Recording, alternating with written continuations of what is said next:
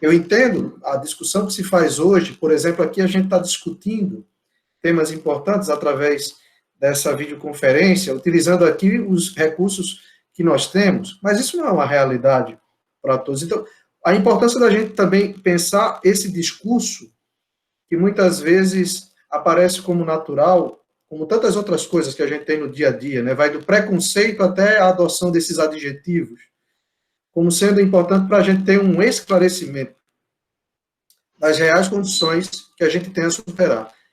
A própria educação, ao meu ver, é uma coisa que, embora seja considerado um direito universal, ainda não foi, como tal, finalizada.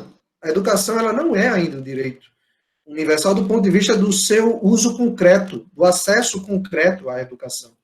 A mesma coisa a moradia, habitação, saneamento, né? Essa pandemia, ela traz ensinamentos. Por exemplo, a importância das tecnologias para fazer isso que a gente está construindo aqui, essas pontes. O quanto que isso não é bom, o quanto que eu não tinha a oportunidade de conversar com o Cleide, de trocar essas ideias, de rever estudantes, compartilhar conhecimentos com colegas, né, da área da educação que estão aqui conosco até agora. Mas, por outro lado, eu acredito que ela precisa passar por uma crítica muito, muito grande. Uma crítica que não se limite à pandemia. Porque o nosso problema, isso vai tocar a educação, isso vai tocar outras coisas que a gente já tratou aqui, e todas elas se somam dentro da ideia macro de cidadania, é a real condição, o concreto, que para muitos brasileiros, vou citar só os brasileiros, ainda não existe. São muitos brasileiras que estão em espaços, em porções do espaço, em territórios desprovidos disso. Para a gente aqui, está ótimo, a gente está usando, está fazendo esse trabalho, mas para muitos não tem. Então, eu fico muito preocupado também, assim como o Cleiton, quando a gente vê possíveis não, interesses agora, né, de determinados grupos em olhar esse momento como uma oportunidade de mercado, quando na prática a gente ainda tem carência de direitos sociais inalienáveis, que não podem ser postergados, mas insistentemente vem sendo.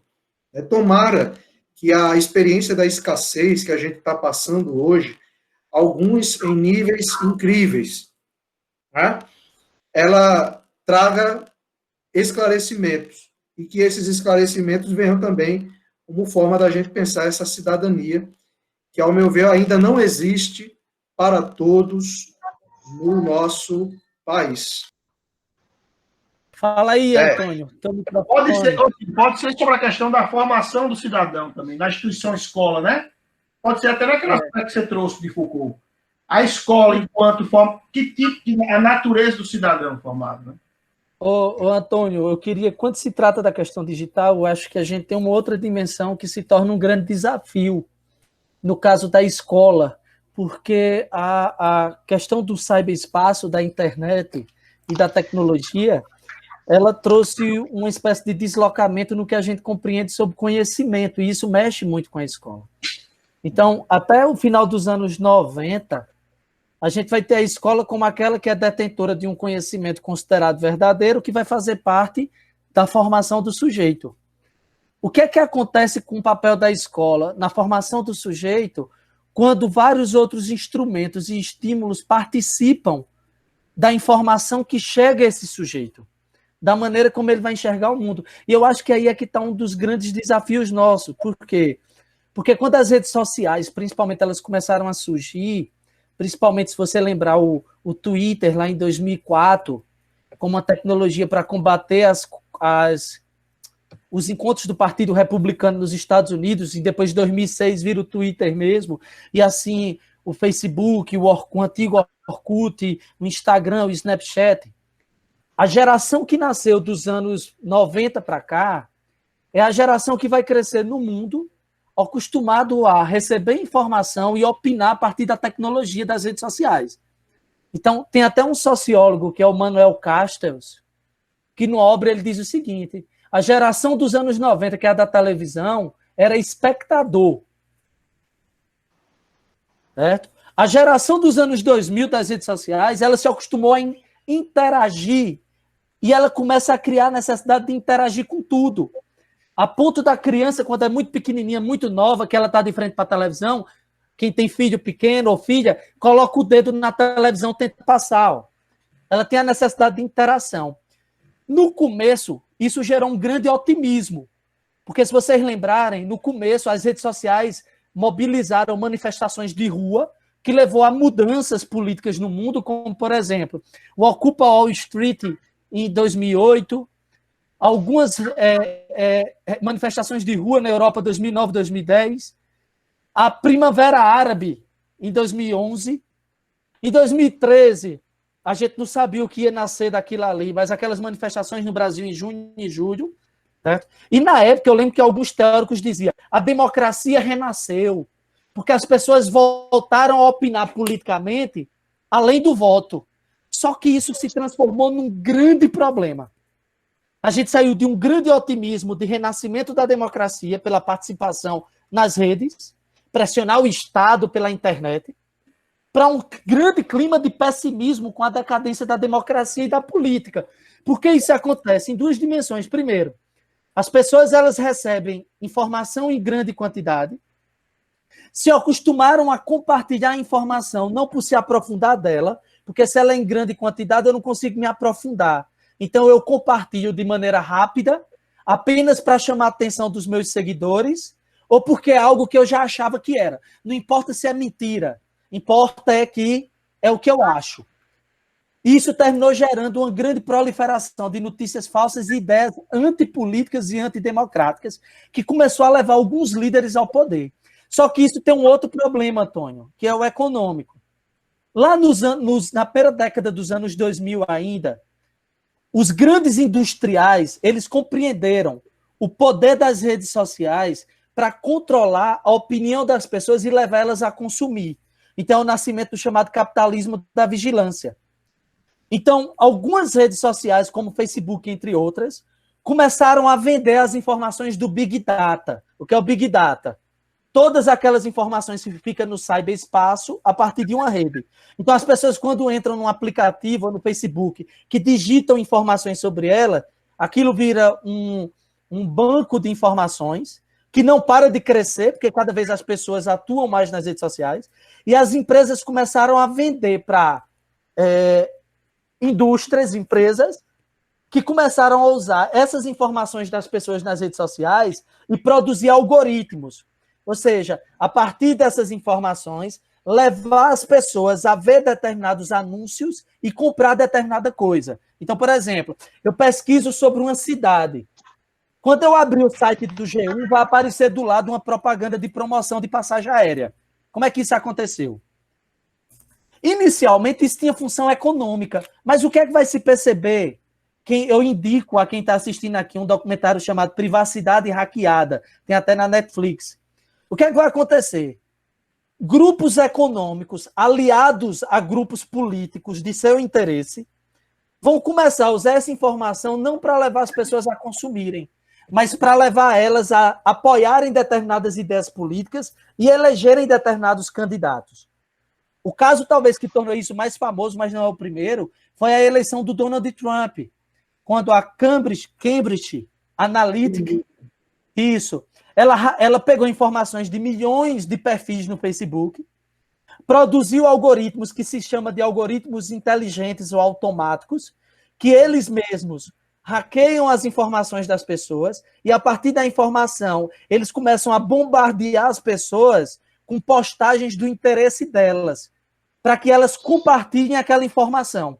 Então, o que é que acontece? As pessoas ficam numa bolha virtual, onde o tempo inteiro elas começam a ver a China criou o vírus, a China vai se beneficiar do vírus, e isso vai sendo compartilhado, elas acreditam nisso, elas já têm uma tendência a compartilhar, elas compartilham.